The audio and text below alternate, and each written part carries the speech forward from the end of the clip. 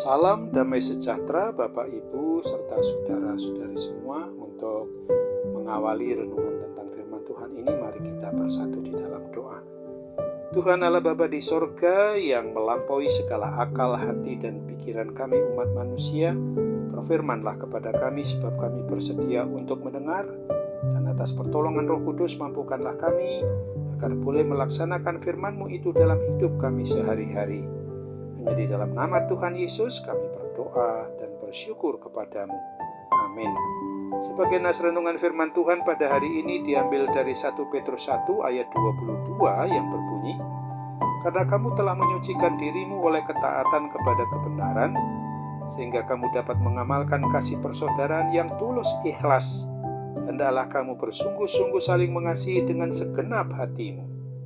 Sebagai tema yang diangkat dari nas renungan kita ini adalah mengamalkan kasih persaudaraan yang tulus ikhlas dengan segenap hati. Apa yang memang dapat saja terjadi pada kehidupan kita umat manusia adalah dapat terjadi seseorang memberikan harapan palsu kepada sesamanya. Hal itu semua terjadi karena kasih yang bersifat pura-pura atau palsu. Seseorang bisa saja bersandiwara untuk mengasihi orang lain yang tujuannya adalah untuk mengharapkan balasan atau dengan niat yang tertentu. Sebaliknya, kasih sejati tidak akan membuat seseorang memberi harapan palsu kepada orang lain. Ia akan mengasihi dengan tulus ikhlas, dengan segenap hatinya. Kasih yang tidak mengharapkan imbalan apapun, selain hanya ingin melihat orang yang dikasihi disayanginya itu mendapatkan kebahagiaan atau berkembang sesuai dengan apa yang dikehendaki Tuhan Allah Bapa sendiri. Mari kita garis bawahi tentang istilah kasih persaudaraan, di mana pada nas renungan kita ini didapati bahwa kasih yang demikian adalah tindakan yang berobjek atau bersasaran saudara-saudara seiman yang dapat dijangkau.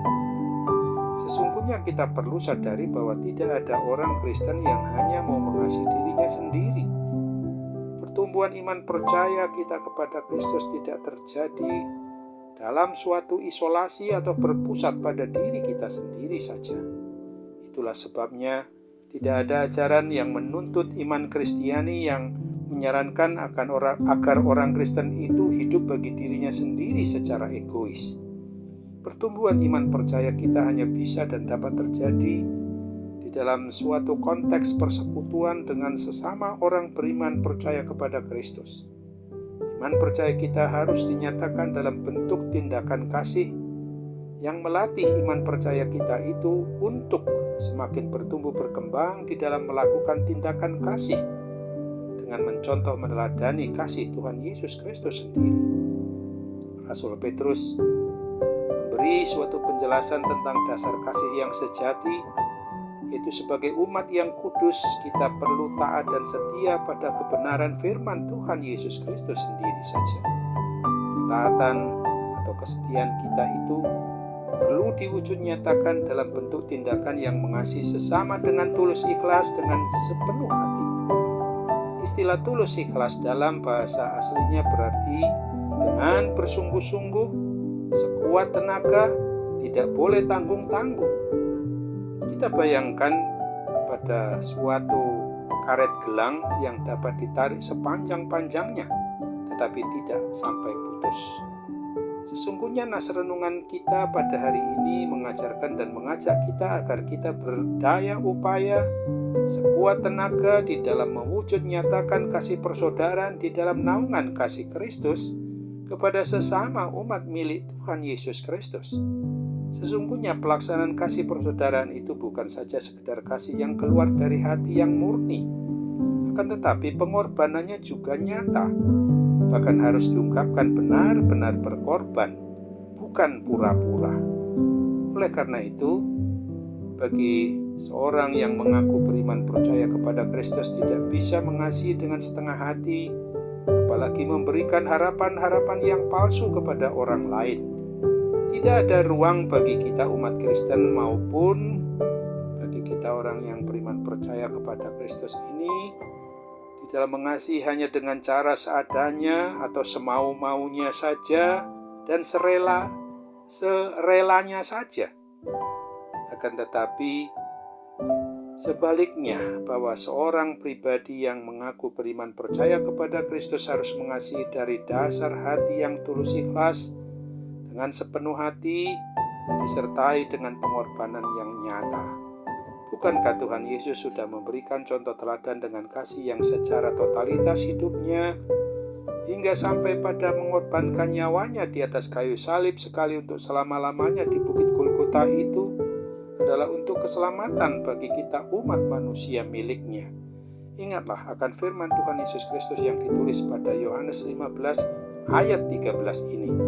Tidak ada kasih yang lebih besar daripada kasih yang seorang yang memberikan nyawanya untuk sahabat-sahabatnya. Amin. Mari kita kembali bersatu dalam doa. Terima kasih Tuhan Yesus untuk firman-Mu yang hari ini mengingatkan kami agar kami sungguh-sungguh dapat menikmati hidup dalam ketaatan kepada kebenaran, sehingga kami dapat mengamalkan kasih persaudaraan yang tulus ikhlas, tidak pura-pura, supaya kami bersungguh-sungguh saling mengasihi dengan segenap hati diri kami ini sendiri. Kami percaya Tuhan akan memampukan kami Bapa untuk boleh melaksanakan apa yang menjadi rencana dan kehendak-Mu untuk seluruh umat manusia adalah damai sejahtera, bukan rancangan kecelakaan untuk masuk kepada kehidupan yang berakhir pada neraka maupun kematian kekal itu. Sehingga Engkau rela untuk mati bagi kami, bahkan Engkau bangkit untuk membangkitkan kami dari kuasa kematian kekal itu. Tolong kami ketika kami dalam pergumulan akibat sakit penyakit yang sampai saat ini kami derita. Kami percaya mujizat kesembuhan-Mu boleh terjadi atas diri kami. Atas segala kasih karunia-Mu, kami boleh percaya akan pulih dan sembuh karena kasih-Mu, karena pertolongan-Mu. Dalam nama Tuhan Yesus kami berdoa. Amin.